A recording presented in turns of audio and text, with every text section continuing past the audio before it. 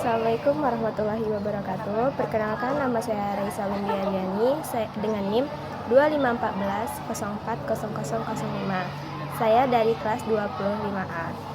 Baik, di sini saya akan menjelaskan tentang materi sistem sosial masyarakat Minangkabau dari rumah tangga sampai ke nagari. Masyarakat Minangkabau dikenal dengan sistem kekerabatannya yang matrilineal, yaitu garis keturunan ditarik dari pihak ibu. Sistem ini menjadi fondasi utama dalam seluruh struktur sosial, politik, dan ekonomi mereka. Struktur sosialnya bersifat hierarki dan organis, dimulai dari unit terkecil hingga terbesar. Susunan masyarakat Minangkabau. Yang pertama, rumah tangga atau keluarga inti. Rumah tangga atau keluarga inti ini unit sosial dan ekonomi terkecil yang tinggal dalam satu rumah gadang atau rumah adat. Komponennya seorang ibu atau induk sebagai pusat, anak-anak baik laki-laki maupun perempuan, suami dari ibu yang disebut kurang sumando atau orang menantu. Ciri khasnya, suami adalah tamu terhormat di rumah istrinya. Pada malam hari, suami tinggal di rumah istrinya, tetapi pada siang hari ia lebih banyak di rumah saudara perempuannya sendiri, rumah ibunya. Yang kedua, parui atau perut. Parui secara harfiah berarti perut. Ini adalah kelompok kekerabatan yang terdiri dari beberapa rumah tangga yang berasal dari nenek moyang perempuan yang sama secara genealogis.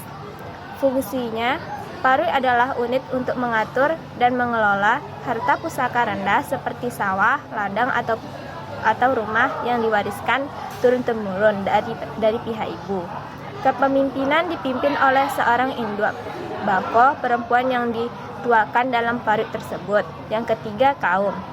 Kaum adalah gabungan dari beberapa parui yang masih memiliki hubungan kekerabatan yang dekat dan dipercaya berasal dari nenek moyang perempuan yang sama. Fungsinya, kaum bertindak sebagai unit solidaritas yang lebih kuat. Mereka memiliki harta pusaka tinggi yang lebih signifikan seperti tanah ulayat kaum. Kepemimpinan dipimpin oleh datua yang merupakan laki-laki di dalam kaum itu sendiri. Datua ini mewakili kaumnya dalam tingkat yang lebih tinggi. Yang keempat, suku. Suku adalah kelompok kekerabatan yang lebih besar, merupakan persekutuan dari beberapa kaum. Suku merupakan identitas utama seseorang dalam masyarakat Minangkabau. Asal-usulnya, secara tradisional ada 4 suku asli yang sering disebut Koto, Piliang, Bodi, dan Canyago. Namun, dalam perkembangannya, suku-suku ini terpecah menjadi banyak subsuku. Suku pecahan seperti Sikumbang, Tanjung, Jamba, Guci, dan lain-lain. Fungsinya, suku berfungsi untuk mengatur hubungan perkawinan. Seseorang dilarang menikah dengan orang dari suku yang sama. Suku juga memiliki simbol dan larangan masing-masing. Kepemimpinan. Setiap suku dipimpin oleh seorang penghulu suku atau datuk suku yang merupakan primus inter pares di antara semua datuk kaum dalam suku tersebut. 5. Nagari. Nagari adalah unit otonom tertinggi dan terluas, setingkat dengan desa atau republik kecil yang merdeka dan berdaulat. Sebuah negara adalah kesatuan wilayah yang terdiri dari beberapa suku. Kriteria sebuah nagari. Secara tradisional, sebuah nagari harus memiliki tarati, balai, masjid, lapangan, pandam pakuburan, pemerintahan. Yang kedua, kepemimpinan dalam kelarasan. Kepemimpinan dalam masyarakat Minangkabau bersifat ganda dan komplementer, dibagi berdasarkan peran lingkungan lingkup dan gender. Yang pertama, kepemimpinan di dalam keluarga atau rumah gadang. Pemimpinnya perempuan atau bunda kandung. Bunda kandung adalah perempuan yang dituakan dalam sebuah rumah gadang. Dia bisa ibu atau nenek. Ia adalah penguasa dan pengelola utama di ranah domestik. Tugas dan wewenangnya mengatur rumah tangga dan kehidupan sehari-hari, mengelola dan membagi penggunaan harta pusaka, menjadi penengah dalam perselisihan internal keluarga, mendidik dan menanamkan nilai-nilai adat dalam agama kepada anak-anak.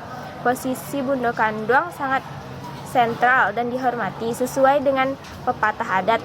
Tangan memegang susu, pundak memikul barat, kepala menanggung mahkota. Yang kedua, kepemimpinan di luar rumah gadang dipimpin oleh laki-laki, datu atau penghulu. Datu atau penghulu adalah laki-laki dari garis keturunan ibu yang dipilih oleh kaum atau sukunya untuk memimpin. Tugas dan wewenangnya mewakili kaum atau suku dalam kerapatan adat nagari, mengurus masalah-masalah adat, hukum, dan politik di tingkat nagari, mengelola harta pusaka tinggi milik kaum atau suku, melindungi dan membela anggota kaum, dan menjadi simbol persatuan dan kebanggaan kaum.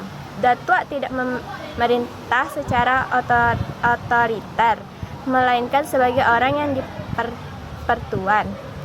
yang dituakan, yang harus memusyawarahkan dan mendengarkan suara kaumnya, terutama suara dari para Bundo Kanduang. Yang ketiga, peran laki-laki dalam keluarga inti, Urang Sumando. Sebagai suami, Urang Sumando adalah orang-orang asing dalam keluarga istrinya. Ia memiliki peran yang unik terhadap anak istrinya, dalam keluarga istrinya, dalam keluarga sendiri, di rumah ibunya.